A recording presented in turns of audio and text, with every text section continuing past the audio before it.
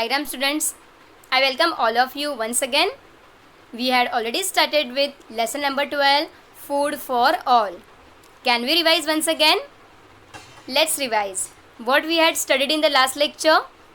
We learnt about the advantages of improved seeds. What are the advantages? Can you repeat with me? Let's repeat once again. They have a higher yield. They can resist the pest attacks. They ripe for harvesting in a shorter period of the time. They give high yield even with a low water supply. So these are the advantages of the improved variety of the seeds. And do you know, students, these improved variety of the seeds, they are available in the market so that farmers can use them. So if farmers use this improved variety of the seeds, then they can get good harvest. Why good harvest is important? As we studied that good harvest gives good income to the farmers. And in order to get good income, farmers need good harvest. And what else we studied in the last lecture? We studied about two kinds of the fertilizers. What are the fertilizer? Fertilizers are the substances which are added in the soil so that they can increase the fertility of the soil. These fertilizer add nutrients in the soil so that we can get maximum crop production. What are the two type of the fertilizer? Natural fertilizer and chemical fertilizers. What natural fertilizer is also called as? Natural fertilizer is also called as manure or compost, and chemical fertilizer are also called as artificial fertilizers. And we learnt about the disadvantages of the overusing the chemical fertilizer. If we use chemical fertilizer in maximum quantity, then this chemical causes to lose the fertility of the soil. The soil fertility will be reduced. Okay, so that's why, student, remember one thing, we have to increase the use of the natural fertilizer as compared to the chemical fertilizer because they reduces the fertility of the soil. So we don't have to use any kind of the fertilizer in the maximum amount. Now, students, can you tell them, you know that water is very essential for the growth of the plant. Am I right? So suppose if we give maximum amount of the water for the crops, what will happen? Like for example, suppose if we drink a lot of water than required, then extra water which is present in our body, it will come out through the urine. Am I right? So exactly in the same manner, suppose if we provide maximum water to the crops, then what will happen? Do you know that over watering makes the land saline and fallow? Saline means what? If we supply more water to the crops, then salt quantity in the soil increases, and as a result, plant or crop won't be able to grow. And if land becomes saline and fallow, it has to be tested to find out which substances it lacks. Lacks means absent or it is deficient. So students, suppose if we found out that there is any land where nutrients are less, then we have to identify what are the components which are exactly minimum in that soil. And once we find out what is exactly minimum in that particular land, then that fertility can be restored by adding these substances. Whatever substances they are lacking, we can add them afterwards. So, but do you know that it is very costly and time consuming procedure. Therefore, it is better to avoid excessive use of the fertilizers and the water. There is no time, no. test for the soil and then find out what is exactly lacking and then add the nutrient. It is very time consuming process, students. So that's why whatever amount of water and fertilizer required by the plant, better supply that much only, so that these problems won't be arised. And whatever amount of the crops we get when we grow in the field, we need to protect the crops. There are many variety of the pest, there are many variety of the insect, they might attack on the crops. When insect and pest, even birds, when they attack on the crops get damaged, and when crop gets damaged, we will get the minimum income. And that's why, students, we need to protect the crops from getting infected by the pest and insect and by the birds also. And that's why you must have heard that in our field, most of the time insecticide and pesticides, they are sprayed on the crops. So even by mistakenly any insect or pest comes at the crop to eat them, then that chemical poison will go in their body and that insect will immediately die, so that it will be prevented by the crops from getting infected. So that's why we need to use the insecticide and pesticide in the agricultural field. Okay, students, now you must have understood how we can protect the crops. What we use for protection of the crops? We use insecticide and pesticide. Okay. Certain chemicals are rubbed on the seeds before sowing. Okay. Suppose if I want to get the new crop variety, so these seeds, they are already rubbed with certain chemical, then it is sowed in the soil, so that whatever new crop will grow from that particular seed, it will be protected already with getting infection from the pest and other insect. So later on there will be no need of insecticide and pesticide. So there are two ways we can protect the crops. What are the two ways we learned just now? We can protect the crops by spraying insecticide and pesticide. And method number 2, we can rub some chemicals already on the seed before sowing. So these are the certain techniques by which we can protect the crops by getting the infection or by getting damaged. Storing of the harvested crop safety is as important as increasing the production. What steps are taken for this purpose, students?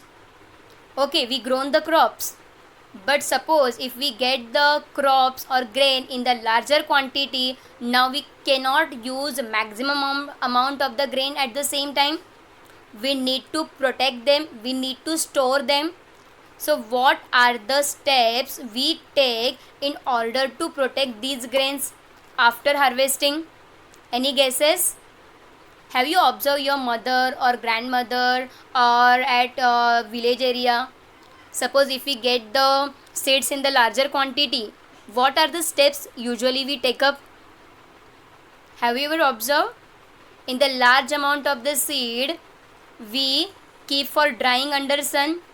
So when seeds are dried completely, then these dried seeds can be saved safely. Suppose if the seeds are wet, then there are the higher chances of getting the infection. Okay, so that's why storage is the one of the important step in the agricultural field. So here you can see that, student, the grain is dried well in the sun and it is filled in the sack. Can you see the sack here? So like this, the grains are stored in the sack. Okay, and even remember one thing, the sack should be dry. Okay, sack shouldn't be wet, because moisture absorbs. If the moisture is maximum, then the chances of getting infection, it is also maximum. And that's why, student, remember one thing, the sack should be dry as well as the seeds should be dry. Okay, and do you know, once we pack the seed inside the sack, then we can keep these sacks in house or in the warehouses or shops, etc. You must have seen such sacks when you went in the grocery shops. You must have visited grocery shops. So when you visited the grocery shops, you must have seen such big sacks around you. So these sacks which are kept in the grocery shops, okay, they are already dried well and they kept it for the preservation purpose. Okay, so now you understood how we how we store the grains in our house, in the warehouses and in the shopping malls also, and even in the grocery shop also.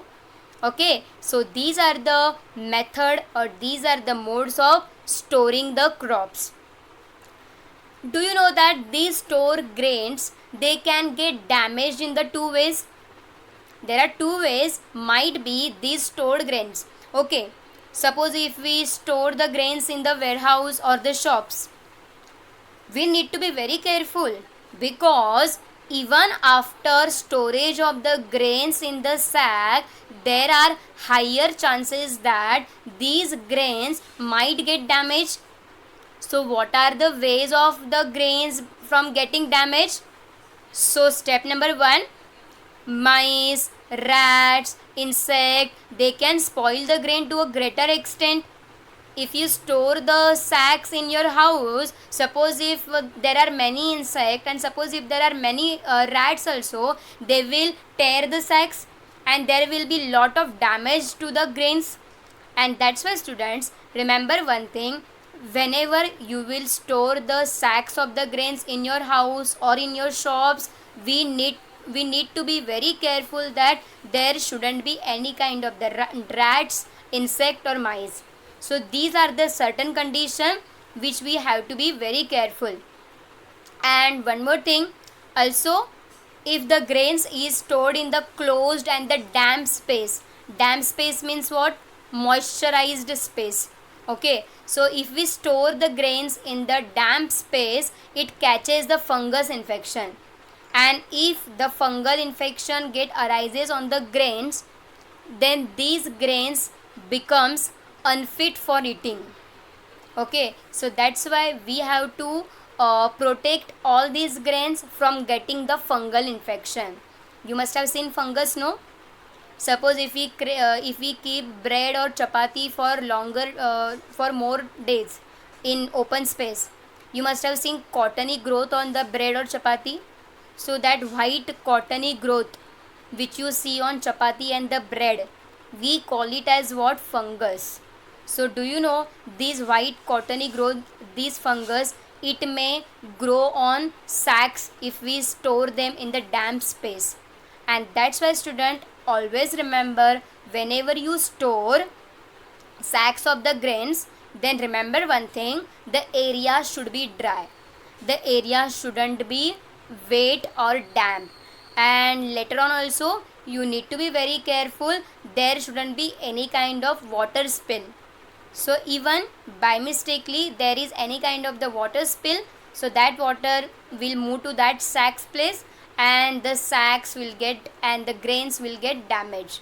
Okay, so these are the ways by which the crops might get damaged.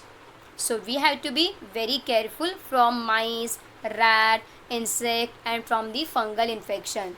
So we have to preserve all the type of the grains from this kind of the damage. There is one more way we can protect our crops from getting infection. You must have seen many of the time we mix the neem leaves in the grains before packing into the sack only.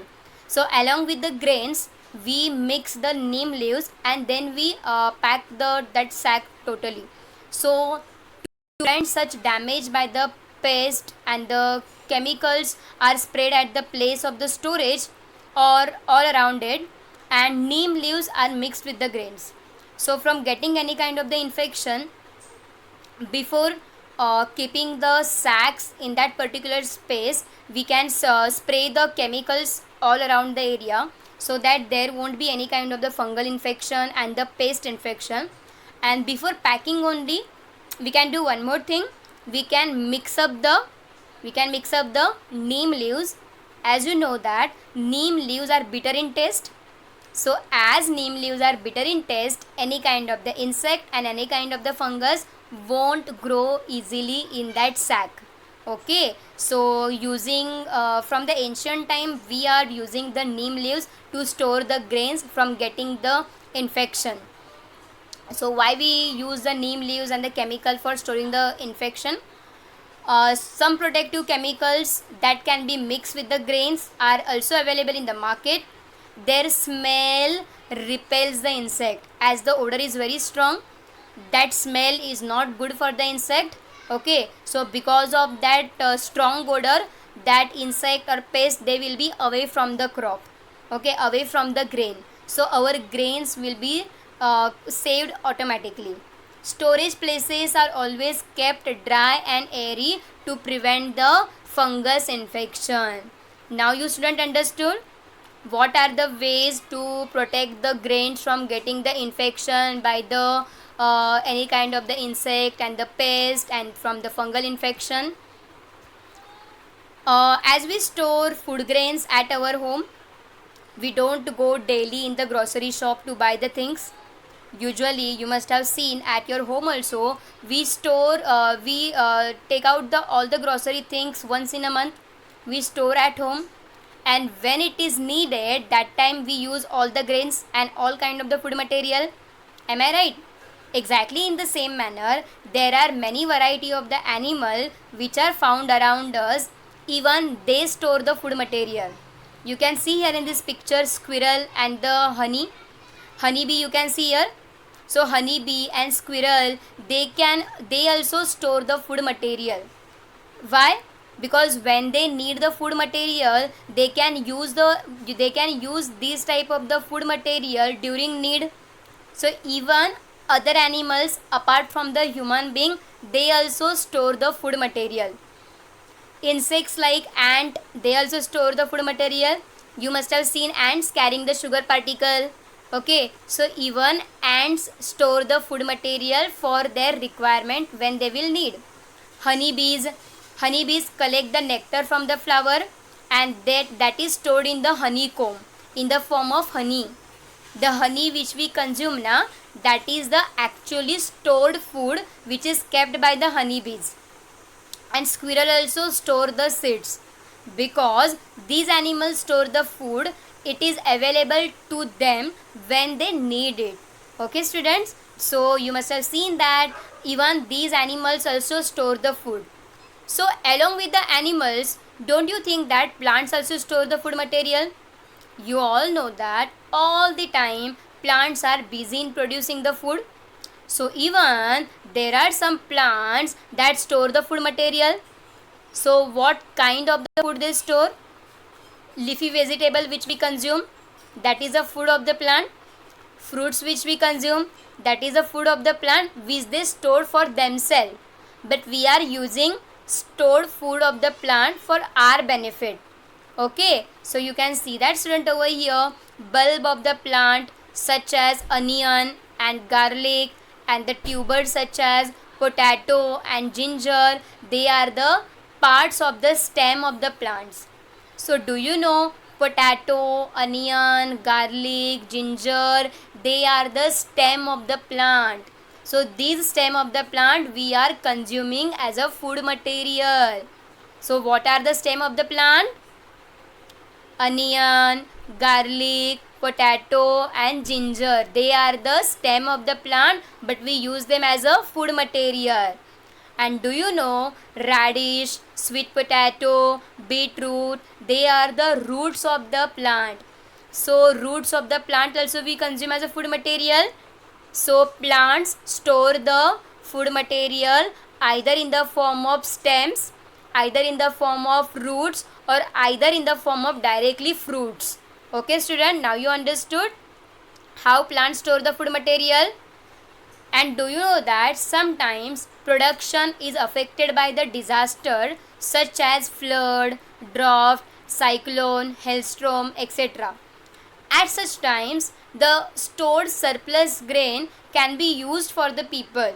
It can also be used for the people displaced due to disaster like an earthquake. And that's why this stored variety of the food, it is very essential, because anytime this disaster damage whole system, so whenever we require any kind of the grains and the food material, so we can use them very easily. And that's why student, you must have seen that storage of the food material and the storage of the grain is one of the important step.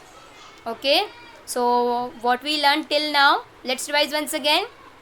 Today we learned that how to store the grains, how to prevent the crops from getting the infection. So chemicals are mixed with the grains in order to protect them from getting fungal infection. Neem leaves are mixed with the grains so that it is also prevented from getting infection. Then what else we do for storing of the grains? We dry the grains under the sunlight, okay, and we store them in dry condition. And one more thing, we use the insecticide and pesticide on the crops from getting infection of the pest and the insect. Okay, so I hope so you must have understood the concept whatever we have learned today.